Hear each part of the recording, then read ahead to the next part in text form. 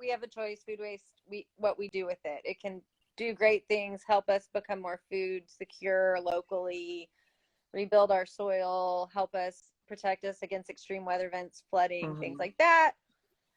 Or it can just go to landfill and become methane. Part of the, yeah, exactly. Yeah.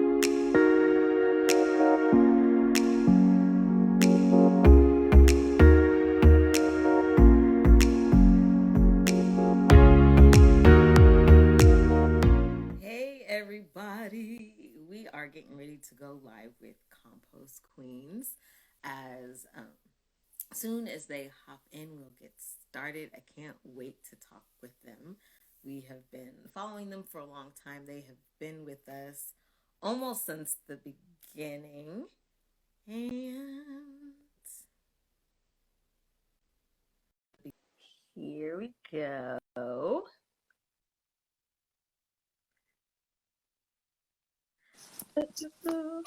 Hey. Hi. How are you? I'm great. How are you doing? I'm great. Okay, now I'm like seeing my camera set up. There we go. I'm like, it suddenly doesn't work anymore. Is it just gonna be the two of us? I think Alma's gonna join us. Okay, wait. Yeah, There we I go. think There we go. Yeah.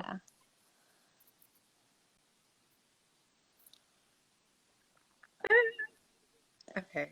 Did it go through? There it is. Yay! Hey.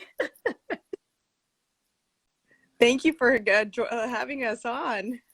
Yes. Thank you guys for coming. Yeah, we're excited. I'm seeing like lovely little backgrounds here. I'm always talking about people's backgrounds. I got the fan, and this is like some kind of textile behind you. Yeah, it's my headboard. Yeah. Covered in It was just okay. Covered in some textiles. Yes, it's all actually sort of thrifted or something. One's got to do what you got to do, though, right? Exactly. So I'm gonna let you guys introduce yourselves because nobody knows you better than you. Yeah. Who wants to go? I guess I'll go first. I am Kate, and I am one of the founders of Compost Queens. And, the short Compost Queens is we do organic waste collection for residents and, businesses throughout the San Antonio area and work to turn it into compost to rebuild the soil for local growing spaces. So that's our spiel. And then I'll let Alma introduce herself. Yeah, so I'm Alma, and I'm the COO of Compost Queens. So in a small startup like ours, that means pretty much everything under the sun, doing everything. So yeah. It's like, how many hats do you wear? Well, I think between Kate and I. Right? I don't know if we could count. That's always fun. So tell us how Compost Queens got started. Like, where did this all come from? So yeah, the thought came from my mom's brain. She and I started Compost Queens together in spring of 2017, and she is a lifelong gardener, composter, green thumb, everything. And she saw a documentary that sort of talked about the community composting movement and the bokashi specifically, which is the method that we use, and thought it was a really great idea and brought it to me, who I was a burnt out social worker in the public school system at the time. So I was ripe for a new idea. And yeah, we just kind of launched it from there.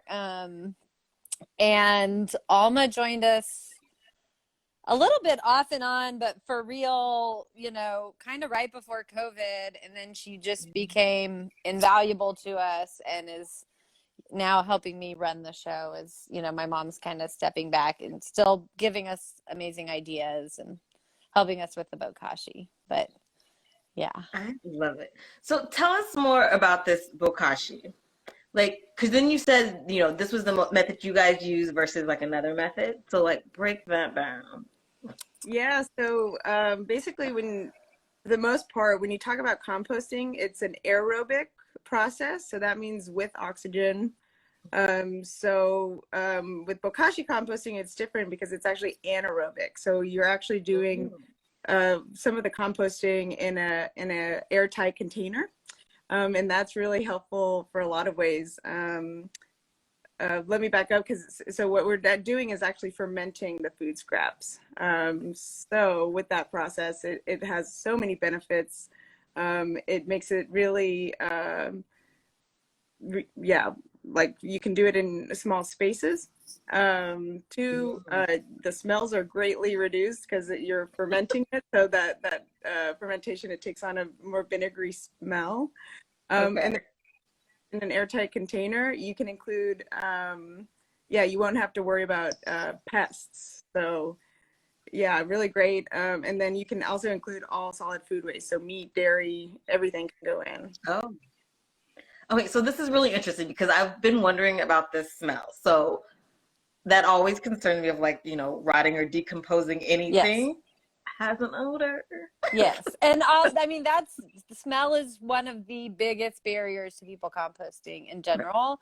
And it was why bokashi appealed to us so much. Yeah. And so, yeah, you know, if you've ever smelled rotting food, it's awful.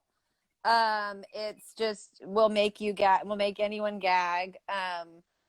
The bokashi, I will not say that it smells good to everybody. I have a 12-year-old who, is kind of a sensitive nose. He does not like it, but you're fermenting it. And so it's pickled and it's not decaying and all, releasing some of the gases that add to the bad smell.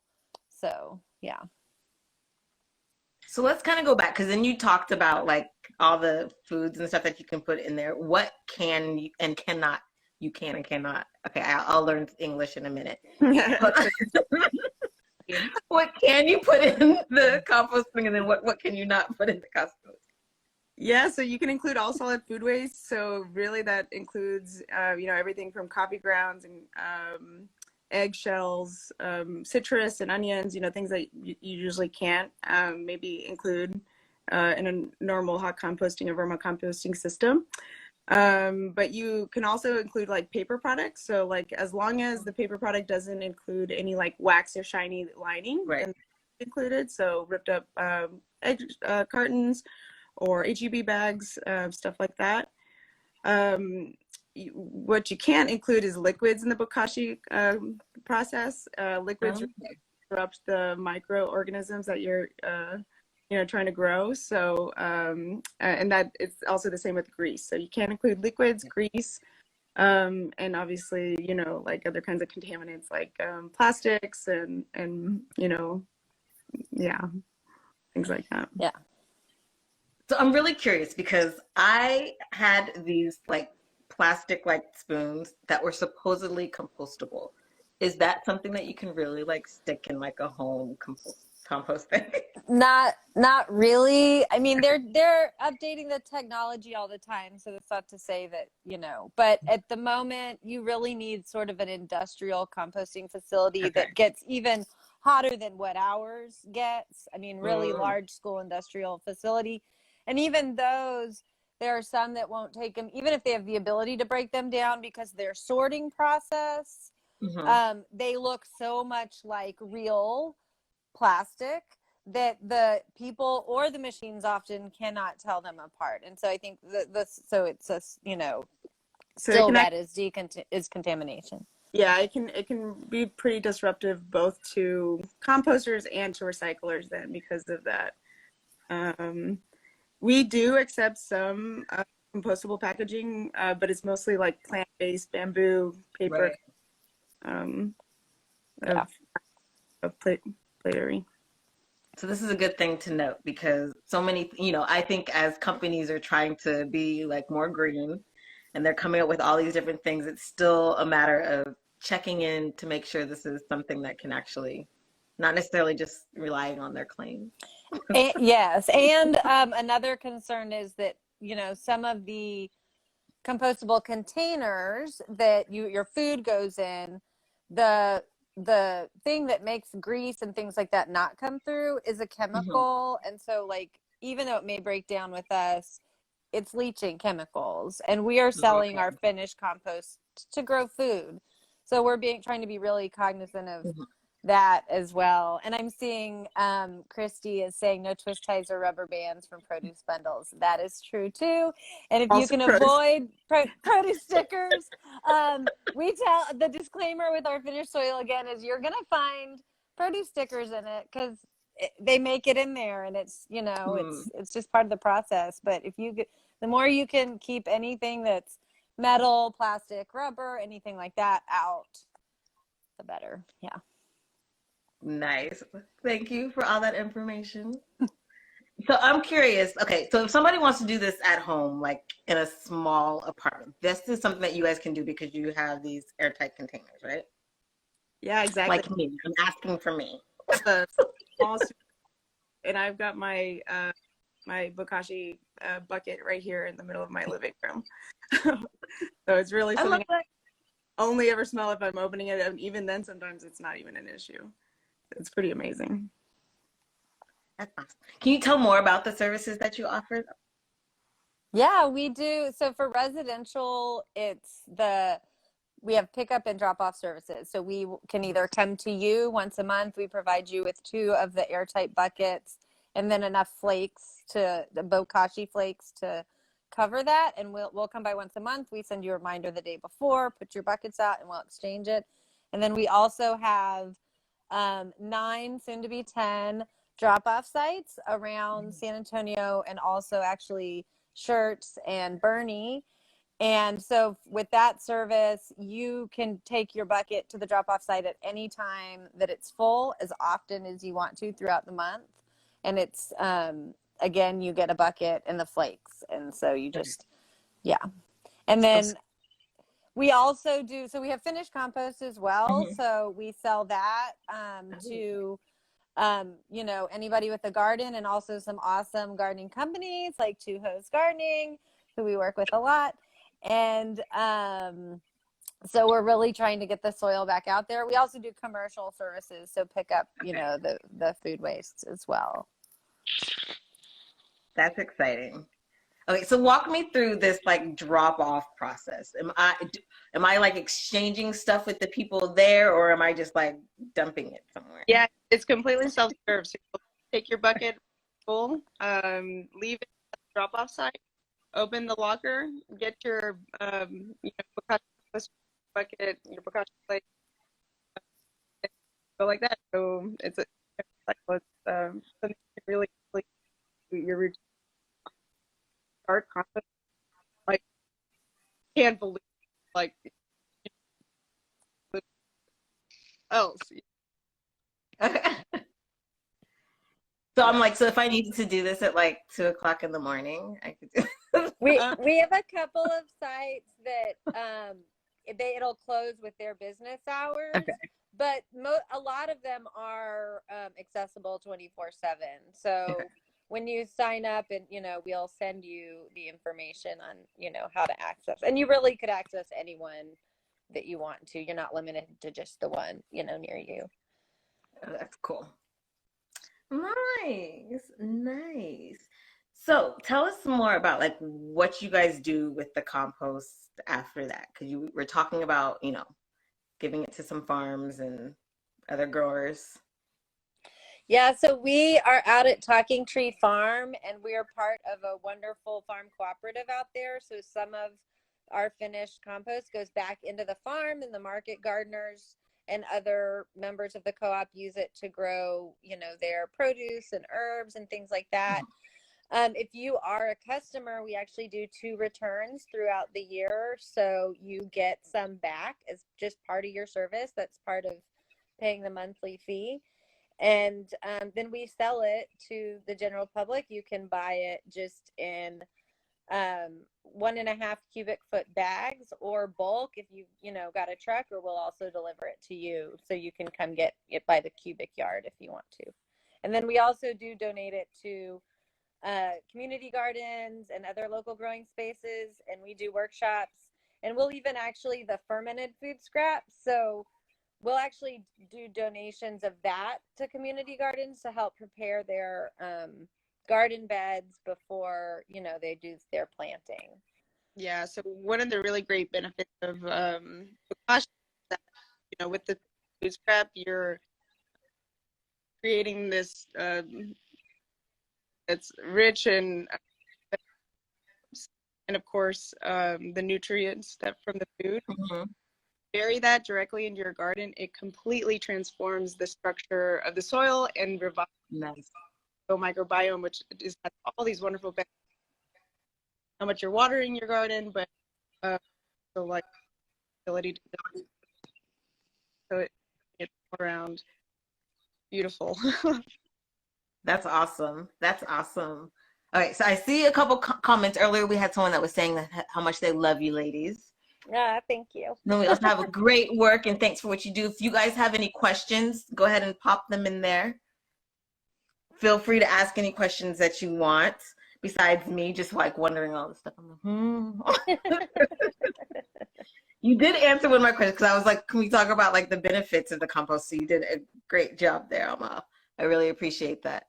It's also, I want to just say, an important reason to compost, aside from those benefits, is that food waste is really detrimental to the environment when it goes into the landfill. Because, Alma talked at the beginning about composting is typically an aerobic process. It needs air. You don't get any of what you need to compost in a landfill. And so that food waste turns into methane very quickly. And that is worse for the environment than a lot of other greenhouse gases. So it makes up a huge amount of the weight of landfills. And so we really want to keep that out of landfills and keep that from adding to the problem. It's really, To add on to there about 11% food waste accounts for 11% of methane emissions in the U.S. and 8% greenhouse gas emissions. So it's an incredibly big problem. So not only are we through composting, diverting our food waste and not allowing that kind of emissions to happen, we're actually enabling our soils to sequester carbon.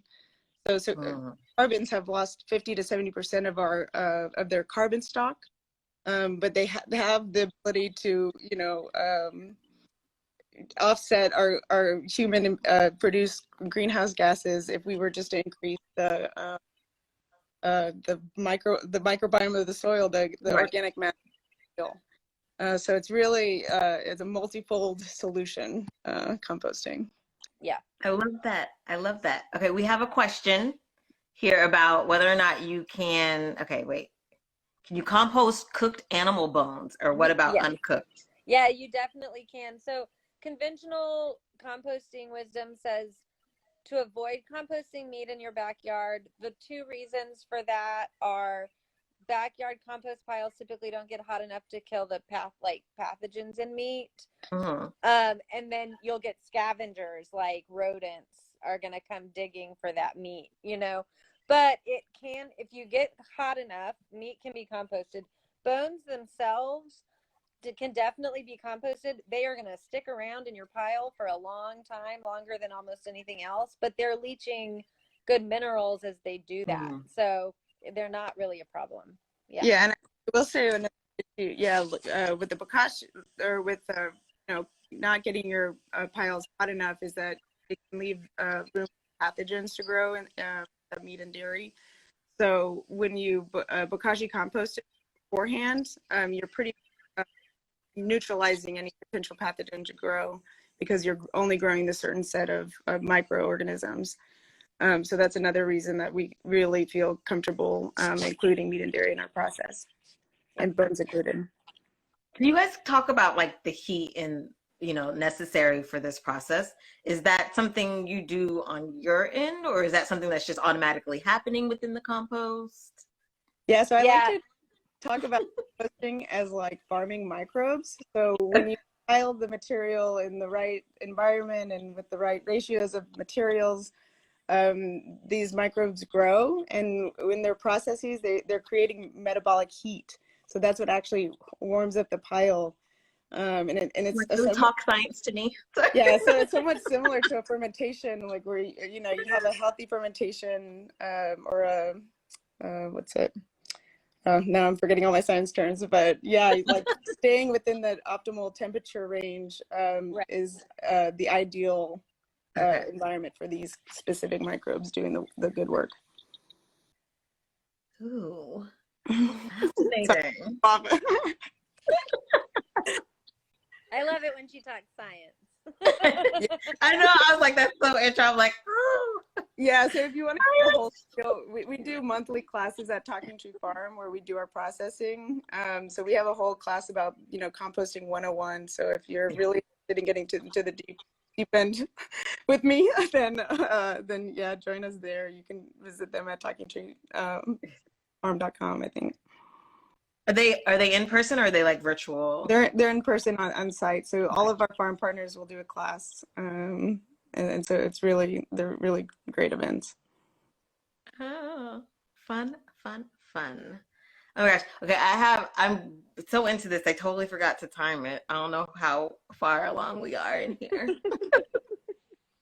But just in case, I don't see any more questions right now. Never mind. Hold on. I had one more question. Because I am curious, I don't know if this is something you guys know or talk about. Can you tell us like the difference between biodegradable and compostable? Is there a difference when things are labeled as such? Well, Yeah. I can say that there's no regulation on the terms when it comes to packaging, product labeling in the United States. There is no regulating the terms. Okay. Alma, what were you going to say? That's about all I. Yeah, so that's a really good question. I mean, so yeah, I honestly, when I think about biodegrade, I think of like food biodegrades, I guess technically in a landfill, but what does it do, right? But Right. Yeah. So but it'll go away quicker, I guess, is maybe what they're saying.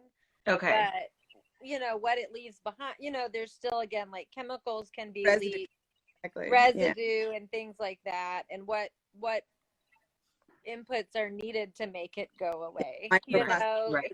Exactly. I think that yeah. Might be a top of the head answer at least. But that's good because I mean, among that, I'm thinking, okay, so I come from a fashion background, and of course, they're always talking about like natural clothing being compostable. Is that something that? Yeah, I believe it is. I mean, I can't speak, I guess, to dyes and things like that, but I know that within our community composting community, we have a listserv that we're on with companies across the country, and definitely, cotton things can be composted. I mean, I think you have to really look at what else, I guess, is in the fabric. Okay. Microplastics or just other, Yeah. You as the fashion person can maybe speak to that, but I mean, cotton is definitely compostable. Linen, hemp. Yeah. Yeah. So I haven't tried it, but I mean, the word on the street is 100%, and they need to be cut up into small pieces. Yeah, absolutely. I mean, the more surface area, the more those microbes can go to work. I mean, and we say the same thing about like a cardboard pizza box, right? Tear those up because it's just smaller pieces. It's just easier to break down, Yeah. Now, so how does like the pizza box work with the grease part of it? Is that? There's not enough to disrupt, Okay. It's more about pouring like a cup like of an grease, entire, or your, from your pan, just like the leftover cooking grease. Okay. Yeah. Small amounts of grease is completely fine. Yeah. Okay. I like it. Y'all are making me excited.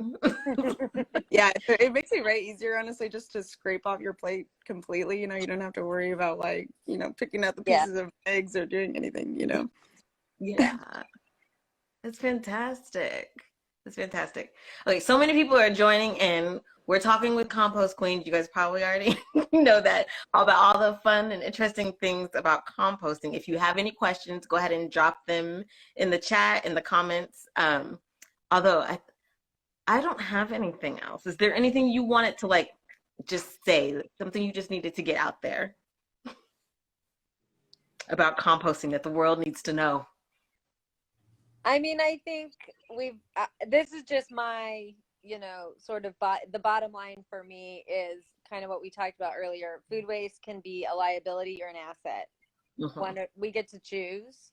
And it costs money and it's work either way we do it. I mean, people ask why we charge money to pick up their food waste. Well, we're not subsidized in any way. Your trash service is subsidized. I mean, it is being paid for. Maybe actually, I paid for mine. I don't know about right. And honestly, I mean, a lot of places are going to pay as you throw, and that's it needs to be more reflective of the actual cost of it. But yeah, I think food, we have a choice. Food waste, what we do with it. It can do great things, help us become more food secure locally, rebuild our soil, help us protect us against extreme weather events, flooding, things like that. Or it can just go to landfill and become methane. Part of the, yeah, exactly. Yeah. And the only thing I would add to that is that, composting is just part of this solution. It really is part of this larger framework of regenerative agriculture. So it's rethinking, how we grow our food in our even that runs into textiles too. And how that affects the soil, and how the soil affects the water, and how it's all connected. And it is like all connected, isn't it? Absolutely. I mean, we wouldn't last long as a species without soil. Right. I mean, we need it to survive, and so yeah. Yeah, and that's why I think it's so like I really just believe in that the community composting efforts, that it really is. There's a beautiful quote, and I'm not going to say it right now, but it's basically about how we couldn't have communities without soil. So that's really the connection, and that's what is needed: a community effort, a community composting effort. I love it. I love that. Okay, we do have another question. Like, is it true that compost applied to the soil makes the soil retain more water? Yeah, so that's part of the what the organic matter does. With their, it's where do I start? So basically, when you add the missing piece of organic matter, it completely changes the structure of the soil. So it's less like of the sand, silt, clay, and more air, more water, and more nutrition, which is the OM, organic matter. I can go into that way more deeply, but that's basically it. Compost actually can hold 5 to 20 times its own weight in water. So when it rains, it really becomes like the soil becomes a sponge. And so that's great for the gardener, right? Who gets to spend, or the farmer who gets to spend less water, or water on their bills. But it also increases the amount of water that's actually soaking all the way through into the layers of earth, and eventually end at the impervious rock layer, where it then swells up and revitalizes our natural springs. So it really is, yeah, exactly. It's all connected. Like we were just look at that. Saving water. I like it. Oh my gosh. Okay. I was summoning to they're sorry they got here late. Don't worry, this will be saved even after this. It'll be on YouTube probably by the end of the weekend. let me not make promises about it. That's been a big lesson the past few months, right, Kate? Just oh yeah.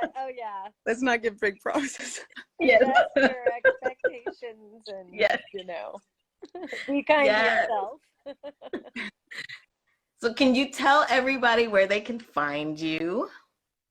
Yeah, we are our website is compostqueenstx.com, and we're also on Instagram, Facebook, LinkedIn, and Twitter occasionally.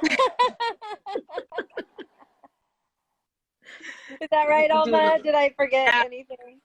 And you can find a calendar of our events and classes, workshops, pop-ups, all on our website as well.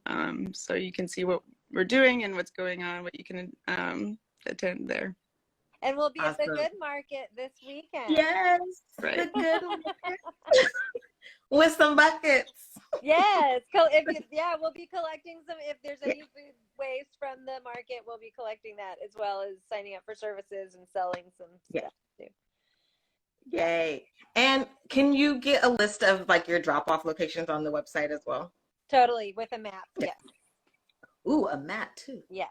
You gotta love those visuals. For the visual, yes. It's a map. That is awesome. Thank you so much for being with us today. I appreciate you guys.